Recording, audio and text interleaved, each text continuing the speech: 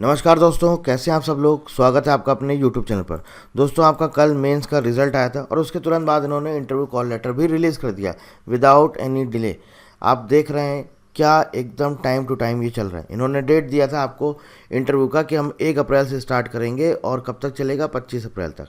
ठीक है, और इंटरव्यू कॉल लेटर आ गया और मज़े की बात यह है बहुत सारे कैंडिडेट्स को जो डेट मिला है वो मिला है 1 अप्रैल 2024। अब उनको ये नहीं समझ में आ रहा अब हम इतनी जल्दी कैसे प्रिपेयर करें, तो इसीलिए इन्होंने इंटरव्यू कॉल लेटर काफ़ी पहले दे दिया था कि ताकि आप ये ना बोलो कि हमारे पास प्रॉपर टाइम नहीं मिला। ठीक है, अब एक चीज़ आपको क्या करनी है, आप जितने भी कैंडिडेट्स जो भी इंटरव्यू देने जा रहे हैं, आपको कौन सी डेट पे आपका इंटरव्यू हो रहा है, क्या टाइम आपको मिला है और साथ में आपको वेन्यू क्या मिला है, आप हमें कमेंट करके प्लीज़ बताइएगा। सबका वेन्यू सेम है क्या? आई थिंक सबको यही मिला हुआ है, hotel Crowne Plaza, Okhla, new Delhi. तो क्या आप सबको यही सेम आपका जो है इंटरव्यू का वेन्यू दिया गया है या फिर किसी का डिफरेंट है? तो आज के इस वीडियो में हम लोग दोस्तों देखेंगे इंटरव्यू का जो कॉल लेटर आया है, इसमें क्या क्या हमको इंस्ट्रक्शंस, इंपॉर्टेंट इंस्ट्रक्शंस दिए गए और इसके साथ साथ हमें इंटरव्यू के लिए क्या चीज़ें फॉलो करनी है और क्या चीज़ें नहीं फॉलो करनी, और इसके साथ साथ हमको क्या चीज़ प्रिपेयर करनी है, मतलब हमें क्या पढ़ के जाना है जो हमारे इंटरव्यू में काम आएगा।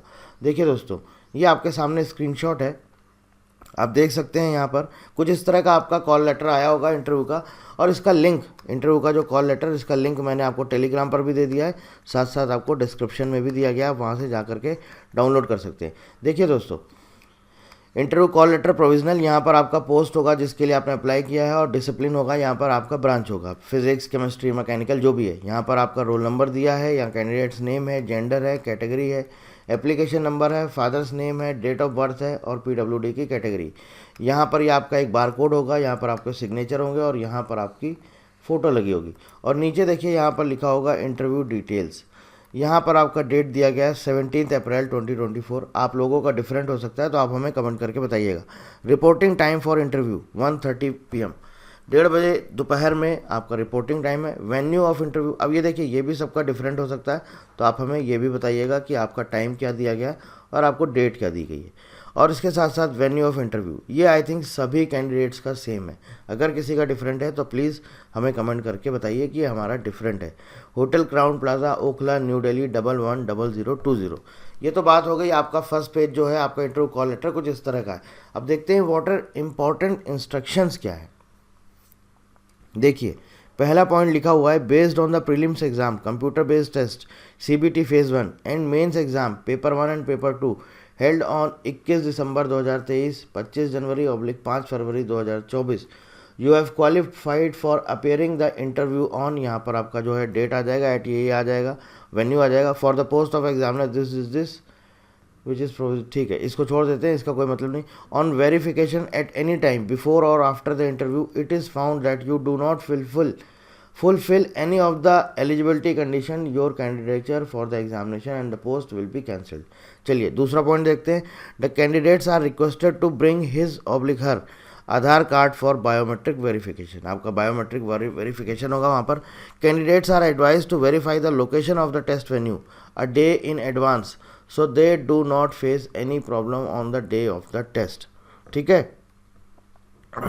no candidate would be allowed to enter the venue without an interview call letter, valid ID proof or biometric verification. Please note that no request for change in the date and time of interview will be entertained, वो change नहीं होगा। Please bring this letter with you appearing for interview. Please report at, यहाँ पर आपका date दिया गया है, time होगा, लिखा होगा on the day of interview, failure to do। ठीक है, please note that in case you fail to bring original documents in support of your age, educational qualification, caste, age, you will not be allowed to appear for the interview. तो अब आप देख लीजिए आपको क्या करना है, अपने सारे डॉक्यूमेंट्स लेके जाने। Along with original documents please bring 2 passport size photographs and self attested 2 sets of photocopies of the original documents. The original certificate will be returned after verification। तो डॉक्यूमेंट्स वेरिफिकेशन आपका होगा, उसमें आपके जितने भी इंपॉर्टेंट डॉक्यूमेंट्स हैं वो तो लेके जाने हैं, प्लस 2 आपका पासपोर्ट साइज़ फ़ोटोग्राफ। ठीक है, इसके साथ साथ जो ये डॉक्यूमेंट्स हैं इनका ज़ेरॉक्स, फ़ोटोकॉपी 2 सेट, और ध्यान रखिएगा शुड बी सेल्फ अटेस्टेड। कुछ नहीं करना, सिग्नेचर करिए और लिख दीजिए सेल्फ अटेस्टेड, ठीक है। इसके बाद लिखा हुआ है issuance those who are in the employment with state, central government, PSU, autonomous bodies etcetera must submit NOC no objection certificate from their respective employers. तो आप जो भी जॉब कर रहे हैं, बहुत ये आया था मेरे पास क्वेश्चन कि मैं ऑलरेडी जॉब करता हूं तो क्या मुझे NOC देना पड़ेगा? जी हाँ, बिल्कुल आपको NOC देना पड़ेगा। Issuance of this call letter oblique appearing in an interview does not confer any right of appointment, ठीक है।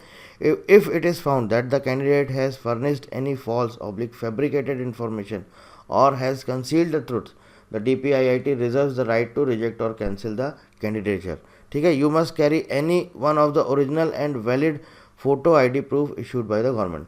Pan card, driving licence, voter ID, Aadhaar card, ration card, जो भी आप चाहें ले जा सकते हैं। और यहाँ पर लिखा है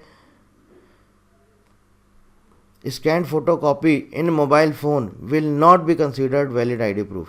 ये ध्यान रखिएगा, इंपॉर्टेंट चीज़ है। Scanned photo of IDs in the mobile phone will not be considered valid ID proof। कुछ होशियार चंद होते हैं जो सोचते हैं कि चलो यही ले चलते हैं, तो ये आपका वैलिड नहीं है। Point number 12, no TADA will be paid to the candidates by DPIIT और NTA for appearing in the interview oblique physical documents verification oblique joining post selection. किसी भी तरह का आपको खर्चा पानी नहीं दिया जाएगा। Point number 13, for any clarification oblique assistance you can write to NTA@NTAexam@NTA.ac.in और विजिट ऑफिशियल वेबसाइट और हेल्पलाइन नंबर 011-4075-900-011-6922-7700, ठीक है। तो ये इंस्ट्रक्शंस में ऐसा कुछ है नहीं, आपको अपने सारे डॉक्यूमेंट्स वगैरह लेके जाने, प्रॉपर वेल ड्रेस्ड होके जाइएगा, अच्छे से प्रिपेयर किया ही हुआ है। जब सब्जेक्ट की आपको नॉलेज है तो फिर डरना किस बात का है। अब आपको कुछ चीज़ें बता रहा हूँ जो आपको पढ़ के जानी है। देखिए, सबसे पहली चीज़ जो आपका डोमेन है, आपने एग्ज़ाम दिया हुआ है, जो आपका टेक्निकल सब्जेक्ट है उसकी आप लोगों को सबको बहुत अच्छे से समझ है, बहुत अच्छे से नॉलेज है, ठीक है। बात आती है सबसे इम्पॉर्टेंट, दैट इज़ IPR, क्योंकि इसी पोस्ट के लिए आपका इंटरव्यू होने जा रहा है। IPR plus HR round. देखिए, HR राउंड इतना डिफ़िकल्ट नहीं होता है, कॉन्फिडेंट रहिएगा, आंसर करिएगा कॉन्फिडेंट होके, ओवर कॉन्फिडेंट मत रहिएगा, ठीक है। इंग्लिश में नहीं आ रहा है, हिंदी में बोल दीजिए, कोई इशू नहीं है, आपको भगा नहीं दिया जाएगा। बात आती है सबसे important, that is IPR। IPR से ही आपके क्वेश्चन पूछेगा, ये आप मान के चलिए। अगर आपका इंटरव्यू में 100 नंबर का है तो आप यकीन मानिए कि एटलीस्ट 60% क्वेश्चन वो आपके IPR से पूछेंगे। और जिस दिन आप इंटरव्यू दे के निकलेंगे उस दिन आप बोलेंगे कि सर जो आप बोल रहे थे वो सही था। IPR से ही क्वेश्चन पूछा जाएगा, क्योंकि पेटेंट, डिज़ाइन, ट्रेडमार्क, यही जॉब है आपका एग्जामिनर, ठीक है ना। देखिए, अब इसमें करना क्या है, बहुत सारे कैंडिडेट्स बोल रहे हैं सर समझ नहीं आ रहा, IPR इतना बड़ा सेक्शन है, कैसे क्या पढ़ें। मैंने आपको पहले भी बोला था, पूरा नहीं पढ़ना है आपको IPR। क्या पढ़ना है, मैंने पिछले वीडियो में भी आपको बताया था क्या पढ़ना है। जो इम्पोर्टेंट, सबसे पहली चीज़ पेटेंट एक्ट, ये तो भैया पूरा पढ़ना है। Copyright act, patent act, copyright act, trademark act, design act, ठीक है। ये 4 तो आपको पढ़ के ही जाने हैं। और इसके साथ साथ नेशनल IPR पॉलिसी, ठीक है, नेशनल पॉलिसी ऑन IPR या IP, national IP policy 2016, trips agreement, ठीक है। और इसके साथ साथ WIPO, और इसके साथ साथ आपका इंटरनेशनल ट्रीटीज़। अब देखिए, आप बोलेंगे सर आपने तो पूरा ही कवर कर दिया। नहीं, पूरा नहीं किया है। अगर आप जाएंगे IP की कैटेगरी में, टोटल 10 कैटेगरी होती हैं, ठीक है। उन सब के लिए अलग अलग एक्ट बने हैं, ये 10 कैटेगरी के अलग अलग एक्ट हैं। मैंने आपको कौन से बोले, मैंने सिर्फ आपको 4 बोल रहा हूँ। आपको सिर्फ ये 4 एक्ट पढ़ के जाने हैं। मोस्ट इंपॉर्टेंट, यहीं से आपको क्वेश्चन पूछेगा, ठीक है। PPV and FR act, SICLD act, इनसे कुछ नहीं पूछने वाला है, वो आपसे यही पूछेगा। पेटेंट एक्ट, कॉपीराइट, ट्रेडमार्क और डिज़ाइन एक्ट। और अगर आपको लगता है आपके पास टाइम है तो आप GI के बारे में थोड़ा बहुत पढ़ लीजिएगा, वैसे एज सच इतना कोई इम्पोर्टेंट नहीं है, ठीक है। National IP policy, trips, WIPO, international treaties. तो ये टोटल 8 टॉपिक्स हैं पूरे जिनको आपको कवर करना है आईपीआर के लिए। और आपका जो इंटरव्यू होगा उसमें आप देखिएगा 60% क्वेश्चंस आपको वो यहीं से पूछेंगे, ठीक है। 60% या मान लीजिए थोड़ा सा कम कर सकते हैं तो हम मान के चल सकते हैं, चलिए 40% में हम रेशियो को डिवाइड कर सकते हैं। 40% क्वेश्चन आपके आईपीआर के, फिर बता दे रहा हूँ आपके 40% क्वेश्चन जो आपका पूछा जाएगा वो आपका आईपीआर से रिलेटेड होगा, ठीक है। 20% में आपका एचआर राउंड, पर्सनल डिटेल्स वगैरह 10 से 20% हो सकता है, इससे ज़्यादा नहीं होगा एचआर राउंड, ठीक है। बचा आपका 40% डोमेन नॉलेज, सब्जेक्ट नॉलेज। तो इस तरह से आपका जो इंटरव्यू है वो डिवाइड किया जाएगा। उसमें आपके 100 मार्क्स का है, 40% क्वेश्चन आपके आईपीआर से पूछे जाएंगे, 40% आपका जो डोमेन है उससे पूछा जाएगा, और 20% आपका पर्सनल डिटेल्स, क्वालिफिकेशन, आपका जो फैमिली बैकग्राउंड वगैरह, इनसे सबसे पूछा जाएगा। बाकी मेनली फोकस रहेगा आईपीआर एंड सब्जेक्ट नॉलेज। तो अगर आपको सब्जेक्ट की बहुत अच्छी कमांड है तो आप आईपीआर पूरा अच्छे से पढ़ के चले जाइए, क्योंकि आईपीआर में आपसे कुछ भी पूछ सकता है। और इस तरह के क्वेश्चन नहीं पूछेगा कि आप सोचेंगे कि जो मल्टीपल चॉइस क्वेश्चन है वो नहीं आपसे पूछेगा कि आप ये सोचेंगे एमसीक्यू बेस्ड क्वेश्चन, जी नहीं, ये भूल के भी नहीं तैयार करिएगा, पूछ के भी नहीं जाइएगा, ये पूछेगा ही नहीं। आपको करना क्या है, आपको सबसे पहले तो पेटेंट एक्ट पढ़ना है, पूरा पढ़ना है, ठीक है। जो मैंने आपको वीडियोस दिए हुए हैं आप उनको देख सकते हैं, सब कुछ डिटेल में पढ़ाया है। आपसे वो सिंपल बोलेंगे कि मान लीजिए सपोज़ आप एग्ज़ामिनर हैं, ठीक है, आप एक एग्ज़ामिनर हैं, आपके पास पेटेंट का एप्लीकेशन आता है, उसकी ये कैटेगरी है, उसको ये कराना है, तो आप क्या करेंगे, आप उसको अप्रूवल देंगे या नहीं देंगे, या फिर आप क्या करेंगे, और अगर अप्रूवल देंगे तो किस तरह से, आप हमें पूरा डिटेल में समझाइए कि जो उनका प्रोफॉर्मा है, मतलब पहले फॉर्म होता है, फॉर्म जमा करना पड़ता है, कौन सा फॉर्म नंबर यूज़ होता है ये भी इम्पॉर्टेंट है, कितनी फ़ीस लगती, ये 2 चीज़ें बहुत इंपॉर्टेंट हैं। एक आपका फॉर्म नंबर आपको पता होना चाहिए किसके लिए कौन सा फॉर्म यूज़ किया जा रहा है, और दूसरी चीज़ आपकी फ़ीस, ठीक है। और तीसरी चीज़ रिन्यूअल, कि रिन्यूअल होता है तो कितने टाइम के लिए होता है, और चौथा टाइम पीरियड या ड्यूरेशन हम बोल सकते हैं, ठीक है, टाइम पीरियड या ड्यूरेशन।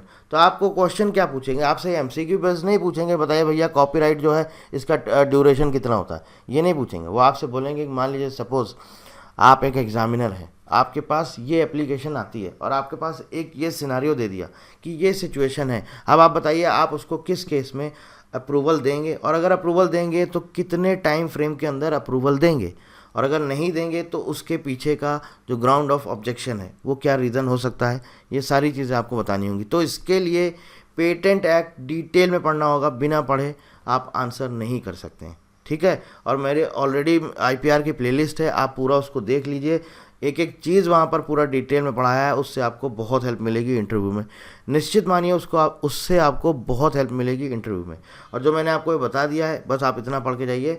आईपीआर के 40% पूछेंगे, एचआर राउंड से 20% और सब्जेक्ट नॉलेज 40%। अब ये जो आपका आईपीआर और सब्जेक्ट नॉलेज है इसका परसेंटेज जो है हो सकता है कुछ आगे पीछे हो जाए, हो सकता है आईपीआर में आपसे 50 to 60% क्वेश्चन पूछ लें, ठीक है, और यहाँ पर सब्जेक्ट नॉलेज में हो सकता है आपसे 30% पूछें, या फिर ये हो सकता है कि सब्जेक्ट नॉलेज आपके 50% क्वेश्चन पूछ लें और आईपीआर के आपसे 20 से 30% क्वेश्चन पूछ लें। बाकी वो एचआर राउंड और ये फैमिली बैकग्राउंड और पर्सनल डिटेल्स, इस पर ज़्यादा फोकस नहीं करेंगे। मेन चीज़ क्या है, मेन चीज़ है आपका डोमेन, आपका आईपीआर नॉलेज कैसा है, और आप कैसे रिप्रेजेंट करते हैं, किस तरह से आंसर देते हैं, आप कितने कॉन्फिडेंट हैं, ठीक है। बाकी किसी तरह की कोई जानकारी चाहिए दोस्तों तो आप कमेंट करके पूछ सकते हैं, व्हाट्सएप भी कर सकते हैं, व्हाट्सएप का नंबर आप सबके पास है। So thank you very much and thank you for watching and wish you all the best for the interview.